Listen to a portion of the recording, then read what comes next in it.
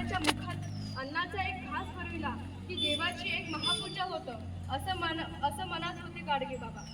दिनहीन गरीब माणसाच्या अंगावर एक नवा कपडा दिला की देवाला एक गलफ चढविला असं म्हणत होते गाडगे बाबा. माणुसकी हाच माणसाचा धर्म होय असं म्हणत होते गाडगे बाबा.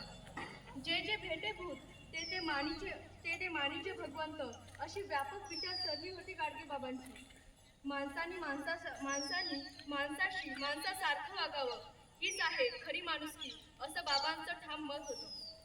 माणसाला माणूस म्हणून जगू देण्याचं तत्वज्ञान बाबांनी सांगितलं. माणसात फरक करणं हे बाबांना मुळीच संयुक्तिक वाटत नव्हते. देवांना माणूस व्हावं आणि माणसांना देव व्हावं असा ठाम आग्रह धरणारा देव माणूस होते गाडगे बाबा. त्यामुळे माणसांच्या गर्दीतील शेवटचा माणूस हाच बाबांच्या सेवेचा खास विषय होता.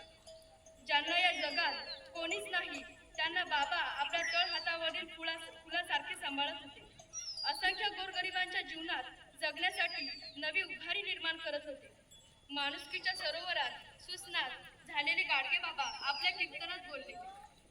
बाप्पा हो, आपले दारापुढे कोणीही आलं तरी त्याहीने कोरभर भाकरी देऊन त्यांच्यावर दया करा. भाकरी नसेल तर ताक द्या, ताक नसेल तर पाणी द्या आणि तेही नसेल तर त्यांच्याशी प्रेमानं 2 शब्द तरी बोला.